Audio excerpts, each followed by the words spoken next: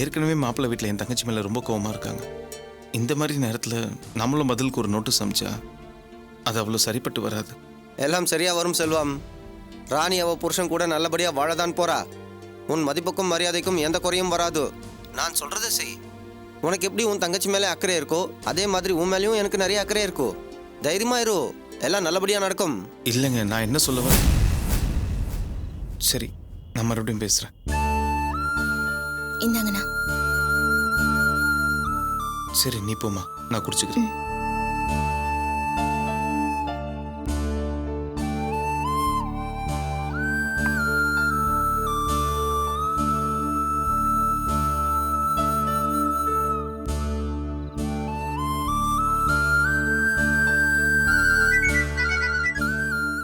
சொல்லு செல்வம். தப்பா எடுத்துக்காதீங்க சேட். திடீர்னு என் தங்கச்சி வந்துட்டா, அதான் ஃபோனை வைக்க வேண்டியதாயிருச்சு. It's okay. அதான் சேட், என் தங்கச்சி வாழ்க்கையை நானே வீணாக்கிட்டேனுங்கிற பயம் என் மனசு உறுத்திட்டே இருக்கு. அதனால நானே மாப்பிள்ளை வீட்டுக்கு போய் அவங்க கையில் கல்ல விழுந்து கெஞ்சி கூத்தாடியாவது என் தங்கச்சி அவங்களோட சேர்த்து வச்சிடலான் இருக்கேன். ஆனால் அதுக்கு நீங்கள் சொன்ன ஐடியா தான் இப்போ தடையாக இருக்கு. இல்லை செல்வம், எல்லாம் நல்லபடியாக தான் நடக்கும். நான் உன் நல்லதுக்கும் உன் தங்கச்சி நல்லதுக்கும் சேர்த்து தான் சொல்கிறேன். என்ன நம்பு. உங்கள் மேலே நம்பிக்கை இல்லாமலாம் நான் சொல்ல சேட். ஆனால் என் தங்கச்சி வாழ்க்கை என்னால் கெட்டு போச்சுன்னு மற்றவங்க யாராவது சொன்னால் கூட பரவாயில்ல. அர்ச்சனாவும் ராணியை பெற்றவங்களே அதான் சொல்கிறாங்க. வாசு கூட என்கிட்ட நேரடியாக சொல்லியே தவிர அவன் நந்தினி கிட்ட பேசிகிட்டு இருந்தது நான் கேட்டேன். ஆனால் இன்னைக்கு வரைக்கும் சம்மந்தப்பட்ட என் தங்கச்சி என்கிட்ட வந்து என் வாழ்க்கைக்கு என்ன பண்ண போகிறீங்க, என் புருஷனோட என்ன எப்படியாவது சேர்த்து வைங்கன்னு ஒரு வாரத்தை கூட கேட்கல சேட். என் மேலே அவ்வளோ நம்பிக்கை வச்சுருக்கா. என் மேலே அவ்வளோ நம்பிக்கை வச்சுருக்கிற என் தங்கச்சியோட வாழ்க்கை என்னால் கெட்டு போயிடக்கூடாதுன்னு தான் நான் நினைக்கிறேன். நீ எதை பற்றியும் கவலைப்படாதே. நான் சொன்ன மாதிரி நீ நோட்டீஸ் அனுப்புறதுக்கு ஏற்பாடு பண்ணும். நான் சொன்னபடி நடக்கலன்னா அதுக்கப்புறம் நீ மட்டுமே நான் உங்ககிட்ட கெஞ்சிருது. நானும் உன் கூட வரேன். மொத்த பேரும் அவங்க கையில கல்ல விழுந்தாவுது ராணியை அவ புருஷனோட சேர்த்து வச்சிருவோம். சரியா? சரி சேட், நீங்கள் இவ்வளோ தூரம் சொல்கிறதுனால நான் அந்த நோட்டீஸ் அனுப்புகிறேன். என்ன நடக்குதுங்கிறத அப்புறம் பார்ப்போம். ஓகே செல்வம்.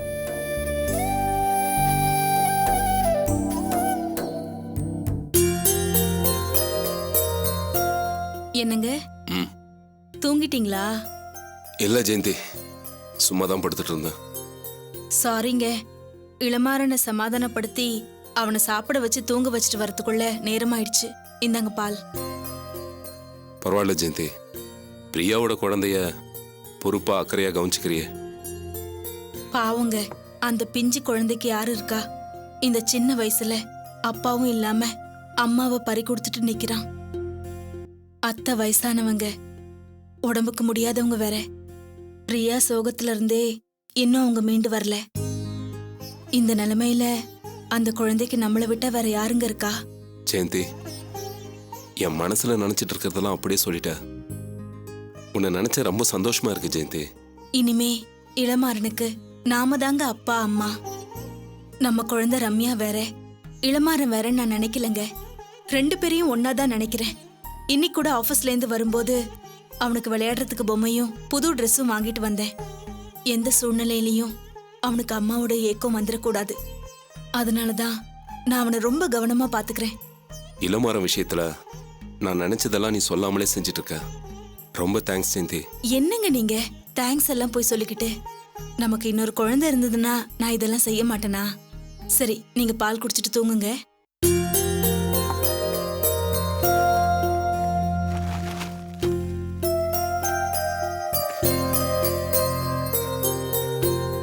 ஜெயந்தி,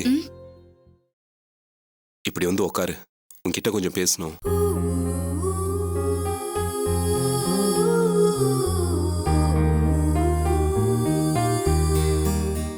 என்னங்க?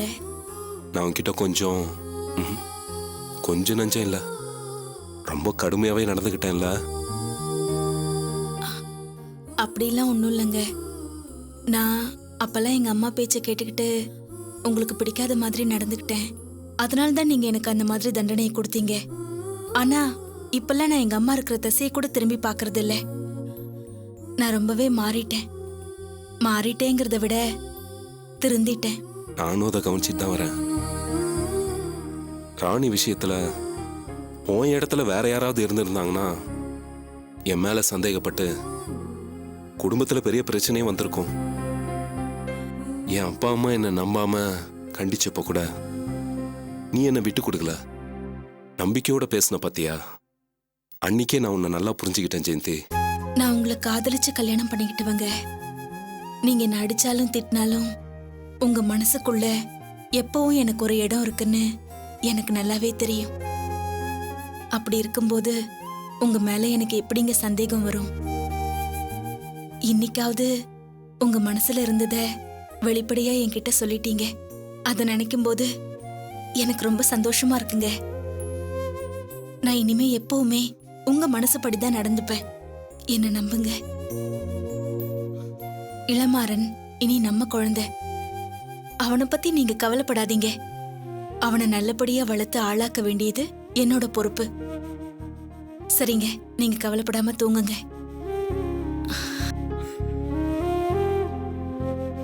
ஜெயந்தி, ம்.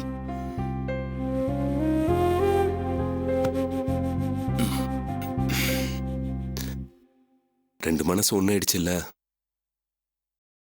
அப்புறம் படுக்க மட்டும் எதுக்கு ரெண்டு?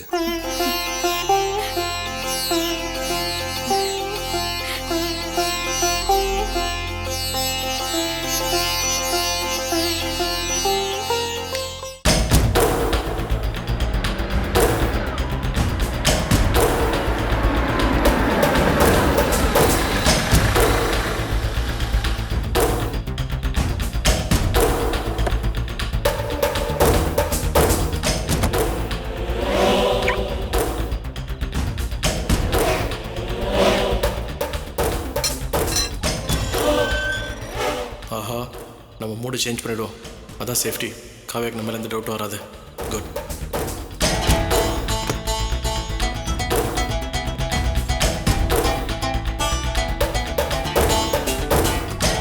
காவியா,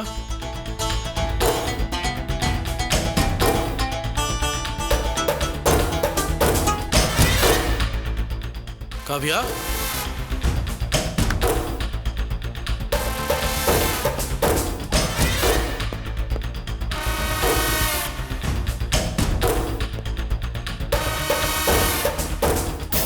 காவியா,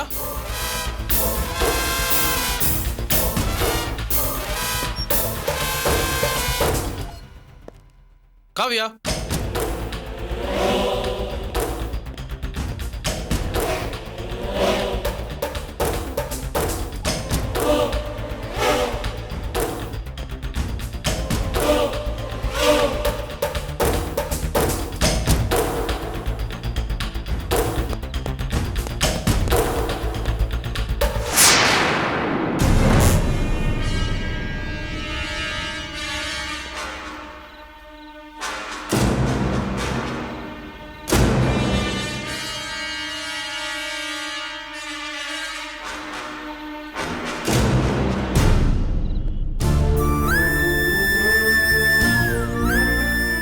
காவியா,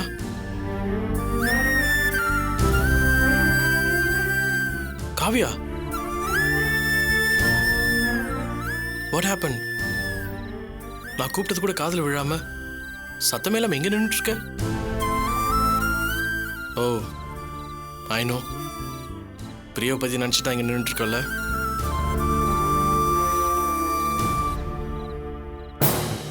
ஆஃபீஸில் இன்னைக்கு என்னால் சுத்தமாக கான்சென்ட்ரேட்டே பண்ண முடியல. இன்ஃபேக்ட் இன்னைக்கு நான் ஆஃபீஸ் போகக்கூடாது தான் நினச்சிக்கிட்டு இருந்தேன். பட் நான் இங்கே வீட்டிலே உட்காந்துட்டு இருந்தா நான் உன் முகத்தையும் நீ என் முகத்தையும் திரும்ப திரும்ப பார்த்துக்கிட்டு கடைசியில் பிரியா ஞாபகம் தான் நிறைய வந்துட்டு இருக்கோம். அதான் ஆஃபீஸ் கிளம்பி போயிட்டேன்.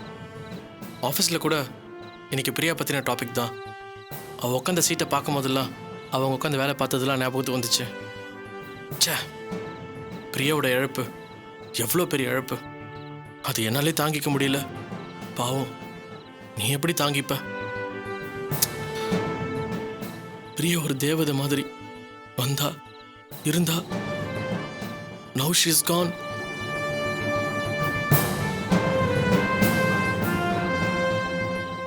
ஓகே, நம்மளும் எத்தனை நாள் தான் அதே சோகத்தில் இருக்க முடியும்? நார்மல் ரிலாக்ஸ் ஸ்டேட்டுக்கு வந்து தானே ஆகணும். பிரியாவை கொன்னவங்க இப்போ சரண்டர் ஆயிட்டாங்க. இந்த கேஸ் ஒரு முடிவுக்கு வந்துடுச்சு. ஒரு வேளை தினாவோ இல்லை வேற யாராவது இது பண்ணியிருந்தாங்கன்னா இந்த கேஸை ஸ்ட்ராங் பண்ணி அவங்க மேலே ஆக்ஷன் எடுக்க வச்சுருந்துருக்கலாம். யாரோ 2 சில்லி ட்ரங்க் ஃபெலோஸ் அவனுங்க இதை பண்ணியிருக்கானுங்க. இடியட்ஸ். சட்டம் அவங்களுக்கு என்ன தண்டனை தருதோ அதை நாமளே ஏற்றுக்கிட்டு மற்ற வேலையை பார்க்க வேண்டியது தான். That's all we can do. இல்ல சரி, கேஸ் முடிவுக்கு வந்துருச்சுன்னு சாதாரணமா விட்டுட முடியாது. இனிமேதான் கேஸே ஆரம்பிக்க போகுது.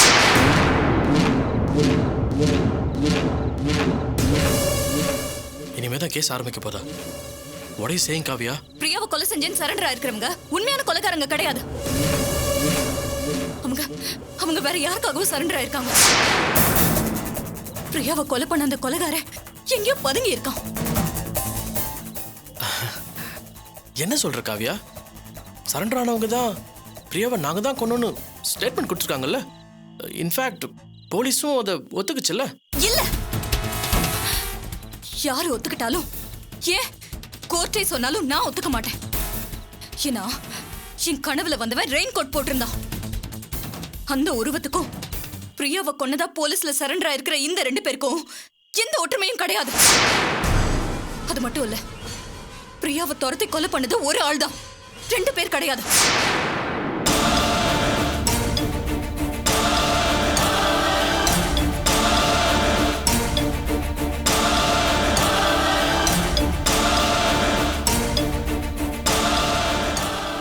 காவியா, ஐ திங்க் நீ அந்த கனவு நினைச்சு பேசிட்டு இருக்க. என் கனவு தானே உண்மையா இருக்கு. அப்ப நான் கனவுல பார்த்த உருவம் மட்டும் ஏன் உண்மையா இருக்க கூடாது? என் கனவுல வந்த சர்ச் ரோடு எல்லாம் உண்மையா இருக்கும்போது அந்த உருவமும் உண்மையானதுதான். அவன் எங்கேயோ பதுங்கி இருக்கான். அவனை கண்டுபிடிக்காம நான் விட மாட்டேன்.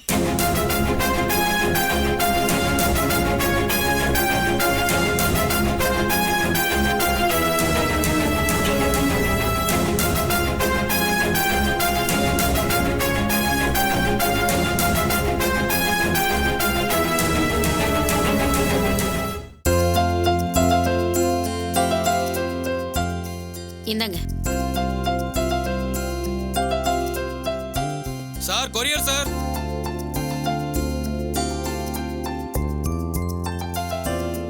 மிஸ்டர் ஆகாஷ்ங்கிறது யார் சார்? என் பையன் தான். கொரியர் வந்திருக்கு சார். டேய் ஆகாஷ். வரேன்ப்பா.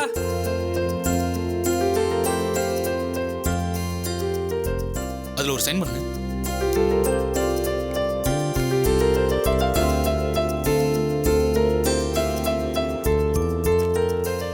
Thank you sir.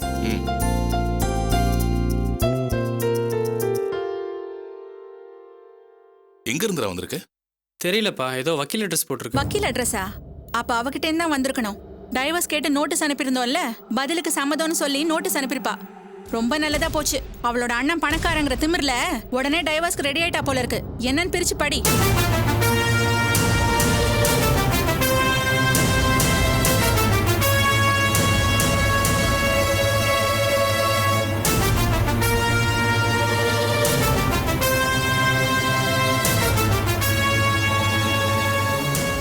கடவுளே, இந்த ராணி ஏன் இப்படி அவசரப்பட்டா? ஏதோ நாம அனுப்பின டைவர்ஸ் நோட்டீஸ பார்த்துட்டு சமாதானத்துக்கு வருவான்னு நினைச்சா இப்படி ஒரு முடிவு எடுத்துட்டாளே. ஏய், வாயை மூடிட்டு சும்மா ரெடி. டேய் ஆகாஷ், நோட்டீஸ்ல அப்படி என்னதானே விவரம் இருக்கு? என்ன ஆகாஷ், ஏன் உன் முகம் ஒரு மாதிரியா இருக்கு? நோட்டீஸ்ல என்னதான் இருக்கு? டைவர்ஸ்க்கு சம்மதம் தானே அனுப்பியிருக்கா? இல்லக்கா, அவளுக்கு டைவர்ஸ்ல விருப்பம் இல்லையா, என் கூட சேர்ந்து வாழ்றதுல தான் விருப்பமா. அதுக்கு சம்மதிக்கலைன்னா சட்டப்படி கோர்ட்ல சந்திக்கலாம் நோட்டீஸ் அமைச்சிருக்கா.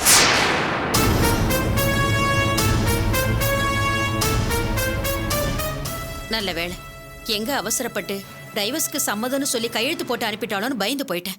அத்தை, நீங்க ஆசைப்படுற மாதிரியே ராணியும் இந்த வீட்டுல வந்து வாழணும்னு தான் ஆசைப்படுது. யோ, நீ வாயை முட்டு பேசாம இரு. அவ ஒண்ணு இந்த வீட்டுல வந்து வாழணுங்கிற ஆசையில இந்த நோட்டீஸ் அனுப்பல. நம்மள சீண்டி பார்க்கணும், வம்புக்கு இழுக்கணும் தான் இந்த நோட்டீஸ் அனுப்பியிருக்கா. என்ன சரோஜா சொல்ற? ஆமாப்பா, நாம அனுப்பின டைவர்ஸ் நோட்டீஸ்க்கு சம்மதம்னு சொல்லியிருந்தா மியூச்சுவல் அண்டர்ஸ்டாண்டிங்ல உடனே டைவர்ஸ் கிடைச்சிருக்கும். நம்ம ஆகாஷ்க்கும் வேற ஒரு கல்யாணம் பண்ணிடலாம்.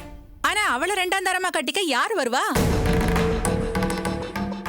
அதனால நம்ம ஆகாஷ்க்கு வேற ஒரு கல்யாணம் பண்ணி வைக்க கூடாதுன்னு நினைச்சுதான் டைவர்ஸ்க்கு சம்மதம் இல்லைன்னு அனுப்பியிருக்கா. கோர்ட்டுக்கு போனா இந்த கேஸ் ரொம்ப நாளைக்கு இழுத்து அடிக்கும்ல, ஆகாஷ்க்கும் நாம வேற கல்யாணம் பண்ண முடியாதுல்ல, அதான்ப்பா அவ எண்ணம். நீ சொல்றதுதான் கரெக்ட். கிரிமினலா யோசிச்சுதான் இந்த நோட்டீஸ் அனுப்பியிருக்கா. ஏமாமா நீங்களும் சரோஜா மாதிரியே யோசிக்கிறீங்க? ராணி உண்மையிலே ஆகாஷ் கூட சேர்ந்து வாழணும்னு விருப்பப்பட்டு கூட இந்த நோட்டீஸ் அனுப்பிச்சிருக்கலாம்ல. யோ, நீ இந்த மாதிரிலாம் பேசிட்டு இருந்த அப்புறம் நீ இந்த வீட்ல வாழ முடியாது. என்ன பிரிய வேண்டியிருக்கும். பேசாம சாப்பிடுற வேலையை மட்டும் பாரு. மாப்பிள்ளை மேல ஏண்டி கோவப்படுற? மாப்பிள்ளை சொல்றது சரிதான். ராணியோட மனசுல ஆகாஷை விட்டு பிரியணுங்கிற எண்ணம் கொஞ்சம் கூட கிடையாது. அவ சிதம்பரத்துல இருந்து வந்தப்போ நாங்க எல்லாரும் தான் அவளை கோவப்பட்டு கழுத்தை பிடிச்சி வெளியே தள்ளணும். அவ உடனே புகுந்த வீட்டுக்கு போகலையே, வாசல்லையே தானே நின்னா. அது மட்டுமா, போலீஸ் ஸ்டேஷன்ல கூட அவ்வளவு தூரம் கெஞ்சி கதறினதை பார்த்தேல்ல. அன்னைக்கு ஏதோ அண்ணன் மேல இருந்த பாசத்துல அவர் கூட போயிட்டாலே தவிர இந்த வீட்டுக்கு வந்து ஆகாஷோட வாழணுங்கிற எண்ணம் தான் அவளுக்கு இருக்கு. ராணி சின்னதா ஒரு பொய் சொல்லிட்டாலே தவிர வேற எந்த தப்பும் பண்ணாத பொண்ணு. எனக்கு அவ மேல நம்பிக்கை இருக்கு. பாத்தியா உங்க அம்மாவை? சில பேர் பார்த்து திருந்துவாங்க, சில பேர் கேட்டு திருந்துவாங்க, இன்னும் சில பேர் பட்டு திருந்துவாங்க. இவ பட்டாலும் கெட்டாலும் திருந்தாத ஜென்மம். அவளுக்கு சப்போர்ட்டா இப்படி ஒருத்தி நம்ம வீட்டுல இருந்தா ஏன் இப்படி ஒரு நோட்டீஸ் அனுப்ப மாட்டா? இப்போ என்னடா பண்றது? அதான்ப்பா எனக்கும் புரியல. அக்கா சொன்ன மாதிரி உடனே டைவர்ஸ் கொடுத்து நம்ம நிம்மதியா இருக்கக்கூடாதுங்கிறதுக்காக தான் இப்படி நோட்டீஸ் அமைச்சிருக்கா. ச்சே.